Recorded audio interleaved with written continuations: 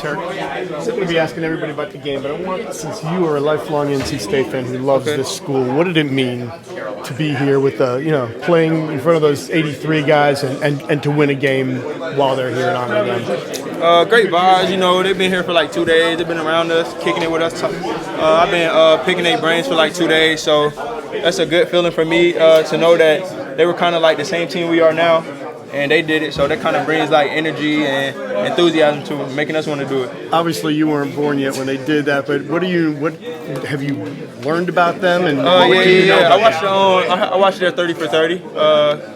I think it was like 2 nights ago when I first knew that they were coming. So I got to catch up and learn some history about those guys. What surprised me the most was their guys being ready, the next guys being ready to step up and fulfill roles, and no fall off. Everybody wanted the same goal and they got it. Derek Whitberg's obviously around here all the time. Did you know that much about him as a basketball player before you watched the 30 for 30? No, I didn't. I got to chop it up with him a little bit. He came and met with the team before, so what I learned from him then, that's all I knew. So do you have maybe a little bit of a new respect for him now, knowing that he can play a little bit? Yeah. Seeing them now and then, seeing them then on TV is crazy. It's just crazy. Thanks, Tim. How would you describe the confidence you guys have right now? It feels like it's really rolling. I would say it's all love. I'll leave it at that. I'll say that's the motto that I have for the team. We all love each other. Talking with the 83 team, he told us that back then it was about love. They all loved each other. They all made sure everybody was doing their responsibilities and staying on track. So we just kept that and ran with it. Oh, numbers never lie, man. 22 wins for you guys. The turnaround that you guys are having this season. I mean, what was the key for you guys to get it done tonight? I would have to say, coming in with that energy, 9 o'clock game. Coach always say 9 p.m., 12 p.m., 1 p.m. is the games where you got to have energy or it's going to show. So we just wanted to come with energy. Raquel started the game off high. DJ, we knew what DJ was going to bring. We kind of felt like they were going to have to double the post. So we were just well prepared, man. We had great 2 days of preparation, and that's what it was. Describe that first half pace, though. I mean, both of y'all were on, both teams were on. Y'all were just. Yeah, I mean, we have a lot of buzz around this program, and like you said, we're just taking it one game at a time.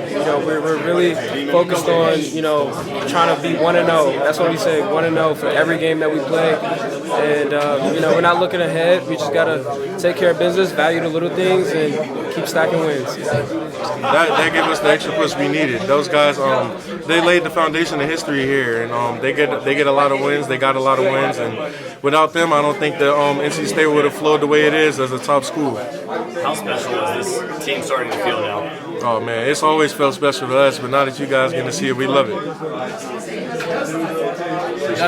You got another tough game coming up on Saturday, right here doing against Clemson. I know you don't know much about it, but let's just keep this thing rolling on Saturday. Yes, sir. I don't have too much to say about that, but just let them know we coming for our give back. Hey, numbers never lie for you guys, man. You got 22 wins. I mean, I know you weren't a part of the season last year where, there was a lot of struggling going on, but for the turnaround, for you to be a part of it, like what was key for you guys to get win number 22 tonight? Really just having that grit and toughness on every play. We made a few mistakes in the first half, and Coach came in there and he laid it on us pretty hard, and we made sure that we came out and got the job done, man. We stopped all the scouting mistakes that we were making, and we wanted to make sure that we locked in and got this win. Describe that pace from the first half, man. Up and down, both teams making their shots or whatever. I mean, how fun is it to be a part of a high-scoring affair like that, even though it was just the first half? Oh, man, we love it. We can battle with anybody in the country, so if we can get like that, our guys are going to come back at you just as hard as you go at us, and most of the time we come out on top when it's a fast-paced game like that, so we want to make sure we got the job done for sure. What's going to be the most important factor for you guys to not settle? You know what I mean? There's still a lot to accomplish, but, obviously you're going to be hearing everybody talking about how well you guys are doing. What's going to be the focus for you guys to not settle for where you're at right now? Honestly, the way this team is, just being consistent. That's one thing that we've done good with this whole time, so we want to keep it going. We don't really look at it as anything different but another regular season game, trying to get some wins and build our resume. So that's all it is to it. DJ, what's one thing you can take away from the 83 team's championship run that maybe you can apply to your own? Really being the underdog. Nobody came in thinking that we were going to have a good season just like them. Nobody thought that we would get to where we've been, just like they did with them. And that's the thing about NC State, we're going to surprise you. Anything that those guys said to you tonight or this week really resonate with you at all? They came to me and they told me, you scored a lot of points last game. They're going to double team you, so make sure that you be patient. And I tried to take some notes from that. I talked to Mr. Bailey, and I wanted to take some notes from him, so that was very important to me. Were you kind of itching for this matchup again after the last one went?